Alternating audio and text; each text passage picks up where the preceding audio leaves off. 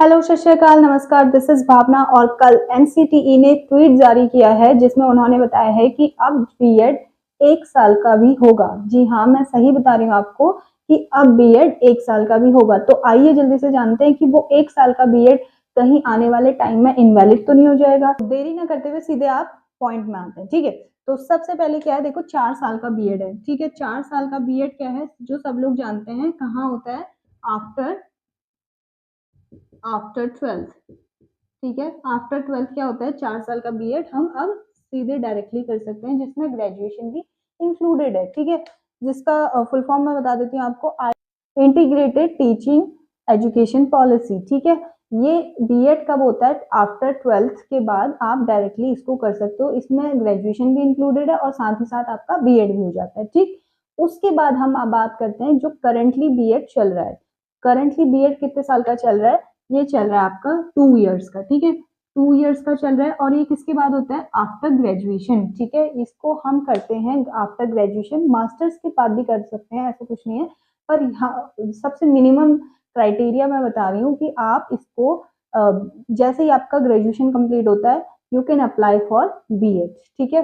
2 year वाले BEd के लिए आप क्या कर सकते हो? अप्लाई कर सकते हो, ठीक है। उसके बाद हम बात कर लेते हैं 1 ईयर। अब जो कल ट्वीट किया है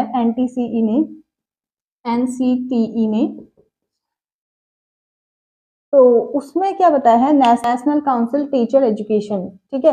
तो इसने क्या ट्वीट करा है कि अब जो बीएड होगा वो 1 साल का होगा। अब जो 1 ईयर का बीएड है वो किसके लिए वैलिड है? वो है 4 साल का जिसने ग्रेजुएशन करा है। ये सिर्फ उन बच्चों के लिए वैलिड है। जैसे कोई किसी बच्चे ने बीटेक कर लिया, उसको अब कहाँ आना है? टीचिंग फील्ड में आना है, तो वो क्या करेगा? उसके लिए क्या है? स्पेशल 1 ईयर का बीएड है, ठीक है।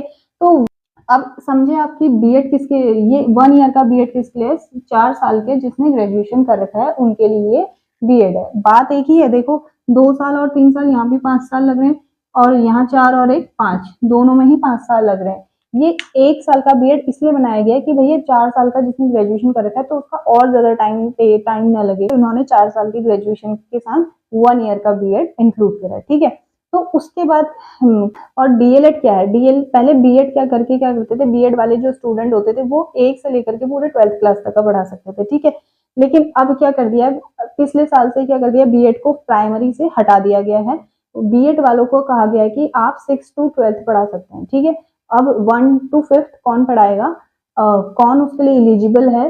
वो है डीएलएड वाले, ठीक है। डीएलएड वाले, बीटीसी और डीएलएड एक ही चीज है, बीटीसी को ही डीएलएड का नाम दे दिया गया है, ठीक है। तो अभी क्या कर दिया गया है कि कह रहे हैं कि जो डीएलएड वाले हैं वो कहाँ से कहाँ तक पढ़ाएंगे? वो 1 से 5 तक पढ़ाएंगे। अभी क्या है, मैं आपको एक और चीज बता दूं कि डीएलएड वाले 6 to 8 भी पढ़ा सकते हैं, ठीक है। डीएलएड वाले जितने बच्चे आप हो डीएलएड वाले, वो क्या कर सकते हैं? 6 to 8 भी पढ़ा सकते हैं, अगर आपका सीटेट का सेकेंड पेपर क्लियर है तो। बस ये एक कंडीशन है, अगर ये कंडीशन आप पार कर जाते हो तो आप 6 to 8 भी अप्लाई कर सकते हो। जितनी भी आगे गवर्नमेंट की वैकेंसीज आएंगी पीआरटी लेवल से ऊपर की, तो आप 6 to 8 भी अप्लाई कर सकते हो, लेकिन उसमें क्या होना चाहिए? आपका सीटेट का सेकंड पेपर क्लियर होना चाहिए, ठीक है। मैं आपको बता दूं कि बीटीसी को ही क्या नाम दे दिया गया है? डीएलएड नाम दे दिया गया है। और आने वाले टाइम में डीएलएड बंद हो सकता है। कैसे हो सकता है? क्योंकि वो जो डीएलएड है वो इस 4 ईयर में ही इंक्लूड हो जाएगा।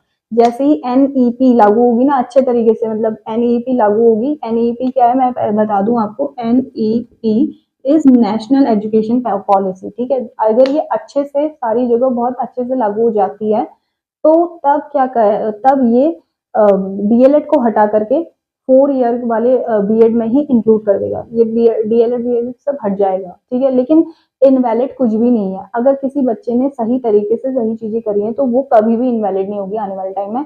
जो कि अगर आपको एनआईओएस या फिर ये एनसीटीई के थ्रू करवाई गई हैं तो वो इनवैलिड कभी नहीं होंगी, ना ये 1 साल का बीएड इनवैलिड होगा, ठीक है। अगर आपको मेरी इन्फॉर्मेशन अच्छी लगती है तो आप मेरे चैनल को सब्सक्राइब करिए, लाइक करिए, और मिलते हैं नेक्स्ट वीडियो में। And thank you for watching.